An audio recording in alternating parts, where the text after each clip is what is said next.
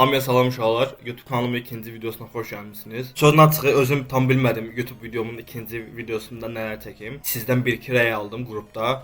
Dediniz ki, çalış analiz üzrə videolar çək. Mən çalışacağam bu videodan etibarən sıfırdan bir bootcamp serisinə bu videolara baxıb ən azı bir bəlirli bir səviyyəyə gələ bilsin. Öz şəxsi analiz videolarımda və yaxud həftəlik gözləntilərim, işləmlərimin açıqlanması videolarım da gələcək əlbəttə və yaxud psixologiya videoları da gələcək. Amma bu video sırf o trading öyrənmə videolarının ilk videosudur. Bu videoda mən sizə düşən trendlər, düşən qalxan və dəstək və dirənci sizə anlatmağa çalışacağam.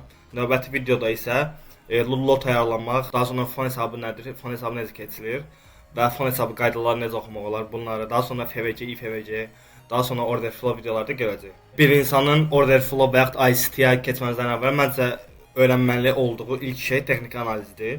Texniki analizində baş yapıtlarından əsasları düşən trendlər, qalxan trend və dəstək və dirəncdir. Adından məlum olduğu kimi, düşən trend, yəni bizim hal-hazırdakı qiymətimiz düşən bir xətt üzrə getməlidir. Burada gördüyümüz kimi. Görürük ki, burada bir düşən trend var. Yəni üzü aşağı gedir qiymətin istiqamətinin. Qalxan trend isə bunun əksinə, yəni hal-hazırda görürsünüz ki, burada son qiymət yuxarı doğru gedibsə, bu qalxan trenddir. Bu isə düşən trenddir solda. Biz təbii ki, bunu belə çəkməyəcəyik. Yəni bunu daha aydın və daha yaxşı çəkmək forması var. Grafikimizdə GR40-ın 1 saatlıq qrafikdir, amma bunun heç bir mənası yoxdur. Burada kripto da ola bilər və yaxud başqa cütlüklər də ola bilər. Mən qabağımda GR40 açıqdır deyə sizə buradan deyirəm. Texniki analizi daha üst zaman dilimlərində eləyəsiniz. Daha üst zaman dilimlərində yönümüzü tapıb, alt zaman dilimlərində keçib o yöndə işləmlər almağa çalışırıq. Bu sayədə uğurlu ola bilərsiniz məncə. Həm necəsə, yəni mən öz etdiyimdən sizə deyirəm. Mənim etdiyim nədir? Günlükdə və 4 saatlıqda, 1 saatlıqda özümə flow təyin etdikdən sonra düşüş zaman dilimində o flowa uyğun mənə işləmlər verirsə, mən orada işləmləri girməyə çalışıram. Sizə deyəcəyim burada iş nə idi? Qalxan trendi idi, düşən trendi idi. Qalxan trendimiz nədir? Görürük ki, burada həqiqətən də bir qalxan trend var. Yəni qiymət yüksəlişə doğru gedir. Qiymət qalxır burada belə. Biz bunu belə çəkməyəcəyik, amma biz burada sol tərəfə gəldikdən sonra, sol tərəfdə burada trend line var, bizdə trend xətti, yəni. Bunu bir dəfə tıklayıb seçəndən sonra qiymətimizin ən alt hissəsi buradır. Yəni bu qiymətdən sonra qiymətimiz gəlib bura, bu qiymətdən sonra qalxış trendimiz başlayıb. Buradan trend xəttimizi seçdikdən sonra sol tərəfdən işarələyirik. Daha sonra hal-hazırda olan qiymətin ən aşağısına qədər çəkdikdən sonra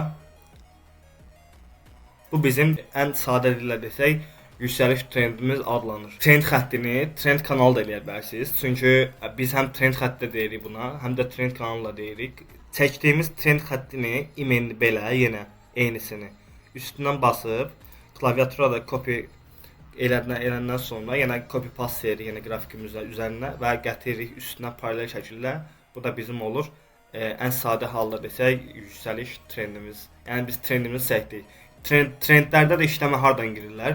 Çalışırıq ki, bir şeyin qiyməti bizim trend xəttimizə dəydiyi anda, məsəl üçün burada deyək də sizə. Burada dəydiyi anda üstündən qapanış verərsə növbətişəm, biz çalışırıq o trend üzrə istiqamətə gedək. Trend üzrə işləmlərimizə daxil olaq. Bu bizim oldu yüksəliş trendimiz. Bizim düşüş trendimizi də biz buradan görə bilərik. Bu eyni tipdə davam edir, yəni dünyanın bəlkə də ən asan analiz növlərindən biridir trendlər və yaxud dəstək və direnç. Yenə biz burada trend xəttimizi seçdik. Trend xəttimizi seçdikdən sonra gəlirik bayaq dediyim kimi ən üst qiymətə. Çünki yüksəliş trendində ən alt, düşüş trendində isə coinin ən üst qiymətini seçirik. Seçdikdən sonra yenə aşağı xəttimizi çəkirik, amma xəttimizi elə çəkirik ki, bacardığımız qədər bunu işarələyim. Xəttimizi elə çəkirik ki, bacardığımız qədər bu digər qiymətlərə, digər düşüş trendimizdə olan qiymətlərə toxunsun. Çünki toxunan anda bizim trendimiz sayılır. Məsəl üçün biz bunu belə çəksək, görürsünüz ki, toxunmur. Bu düşüş trendimiz sayılmır. Amma bizim istəyirik ki, bizim güclü trend xəttimiz olsun. Məcburuq ki, buna coinini və yaxud bu cütlüyün qiyməti bir neçə dəfə toxunsun. Məsəl üçün çəkdikdən sonra fikir verirsiniz ki, bura 1, 2, 3, 4, 5, 6, 7, 8 dəfə demək olar toxunub. Bu da bizim oldu düşüş trendimiz. Düşüş trendimizi yenə istəyirsinizsə kanal formasında eləyə bilərsiniz. Bu xəttimizi kopyalayıb alta da yapışdıra bilərsiniz. Bu videomuzun mövzusu trendlər və dəstək və direnc olduğu üçün çox da uzatmaq istəmirəm. Nümunələr gətirmək istəmirəm. Keçək direncimizə və dəstəyimizə. Direnc nəyə deyilir? Adından da məlum olduğu kimi qiymətin bir və ya bir neçə dəfə təkan elədiyi və qıra bilmədiyi nöqtəyə direnc deyilir. Yəni qiymət ora gedir, dirənir və qıra bilmir və nəticədə direnc yaradır. Bizim hal-hazırda burada direnc səviyyəmiz hardadır? Məncə görərsiniz. Məsələn, bu xəttlər bizim direnc səviyyəmiz sayılır. Biz burada trend xəttini seçdik. Sol tərəfdəki ən üst qiymətimizdən sağa çəkdiyimiz anda, dayanın, mən səhv çəkdim burada. Coin'in və yaxud hansısa bir cütlüyün ən soldakı, ən üstdəki qiymətini seçib bunu sağ tərəfə uzatdıqda bizim burada direnc xəttimiz yaranır. Bir dəfə təkan eləyib və 2 dəfə burada təkan eləyib. Direnc xəttindən həmişə olmasa da siz böyük hallarda əgər qrafik yaxşıdırsa və düşüş trendi də başlayıbsa, burada fikir verirsiniz, həm direncə dəyib, həm də direncə dəydikdən sonra bir düşüş trendimiz başlayıb bizim. Belə olan halda siz direncdən özünüzə short işləm və yaxud sell yönündə işləmlər axtara bilərsiniz.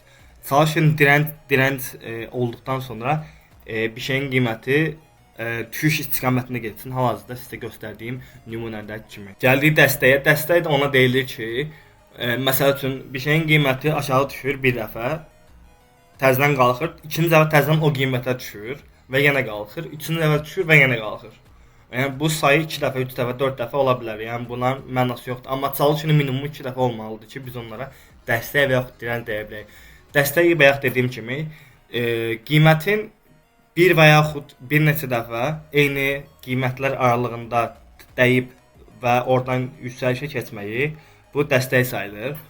Yəni qiymət ora gəlir, özünə bir dəstək səviyyəsi yaradır və daha sonra qiymət qalxır. Qiymət qalxıb, düşüb bu qiymətə, yenə qalxıb, düşüb və bu qiymət bura. Onu saxlayıb, daha sonra yenə qalxıb, yenə hərəkət etdikdən sonra təzədən bu qiymətə yenə düşüb və yenə qalxıb. Gördüyünüz kimi hər dəfə bu aralığa gəldikdə qiymət təkan alıb qalxıb. Yəni bu qiymət aralığı bizim cütlüyümüzə təkan olub qaldırıb. Biz də buna deyirik dəstək. İndi dəstəyimizi çəkək. Bunları silək hamısını.